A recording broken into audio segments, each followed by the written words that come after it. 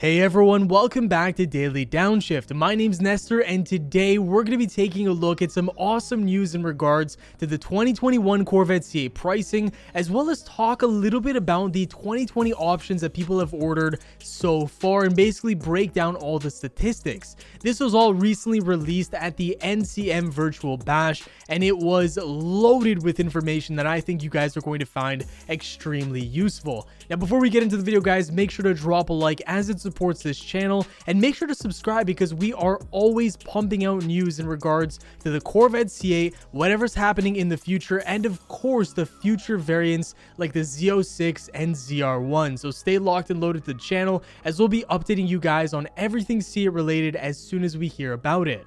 So I want to give a massive shout out to Corvette Blogger because he's the person who actually broke this story, and he's always been consistently breaking stories in regards to the Corvette. So make sure to check out the link in the description and follow the Corvette Blogger on his website. He puts out some great articles. Long story short, there was a virtual bash at the National Corvette Museum, which is, I believe, a gathering that happens every single year, but because of the pandemic, they had to do a virtual one this year. Now, this event was loaded with individuals that you guys probably know, such as Taj Jector and Corvette's product manager, Harlan Charles. So essentially, they had some sort of Skype or Zoom call with everybody at the museum, and you could pay some money to also attend this online call. And they went over a lot of information about statistics in regards to the 2020 Corvette C8. One of the first things that they mention is that although the pandemic has really slowed down the production and sales of the Corvette C8, the Chevy C is still leading the luxury sports segment in terms of US 2020 calendar year deliveries. They're beating out competition like the 911, the BMW 8, the AMG GT, the Z4, the Lamborghini, Ferrari, Aston Martins, the Cayman, and so much more, which is something that you guys probably expected because this is a mass-produced vehicle at a very awesome price point.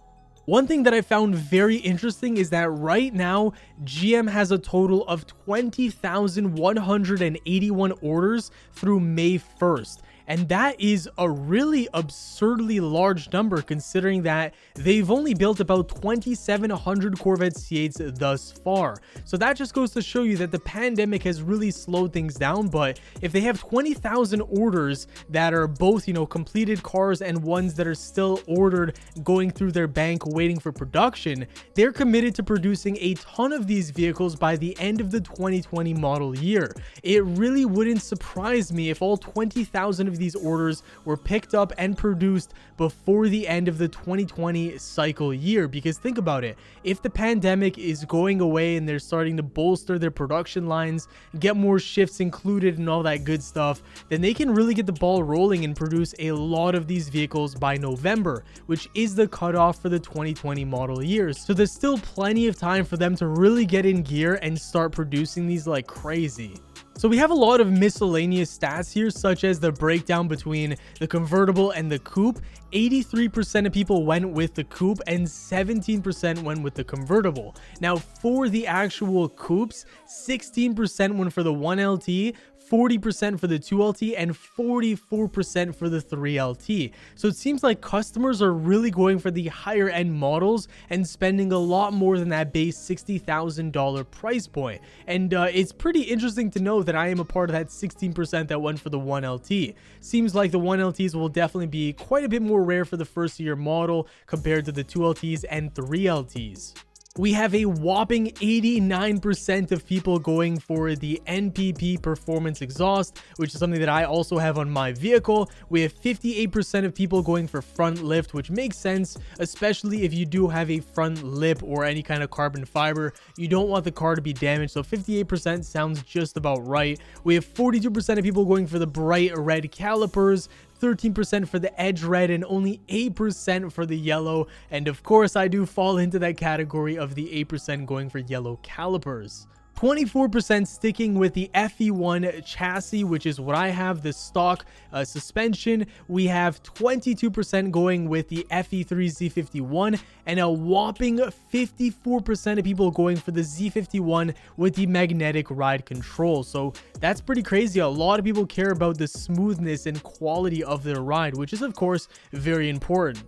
Another pretty interesting statistic here is that 61% of people opted for the GT2 seats and only 9% with the competitions. And that means, 61 plus 9 is 70%. We can minus that, and of course we get 30% going for the GT1s, which are the base ones, which are featured on my vehicle as well. So that's it in terms of the interesting, options people went for. What I want to cover now is the exterior, interior, and seat belts, because this is where things get really, really interesting, and you can find out how rare your vehicle is going to be. So this is out of the 20,000 vehicles ordered, 25% of people went for the Torch Red, which is in the #1 spot. We have Arctic White at second at 15%, Black in third at 12%, Sebring Orange in fourth at 7%, which is what my car is. I'm glad that mine's not very high up there, but fourth place, 7%,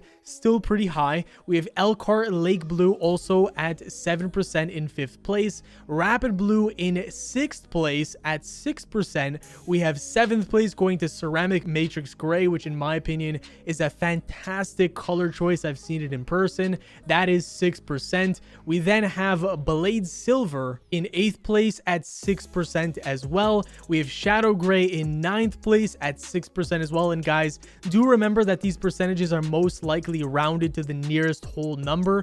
So the way that they're laid out is probably in order of how many people got them from top to bottom.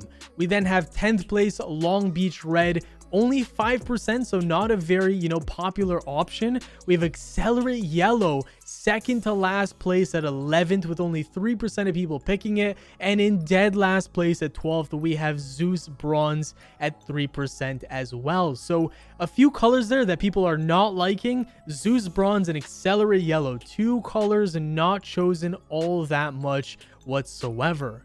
For interiors, we had 28% of people go for the Jet Black. Jet Black with red stitching was 12%. Jet Black with yellow stitching was only 3%. So that is quite a rare interior option choice right there. Adrenaline red seats were 25%, very popular. Skycool Gray only at 9%. I personally am a big fan of it. I got it on my vehicle, so I'm happy to see that that number's not too high.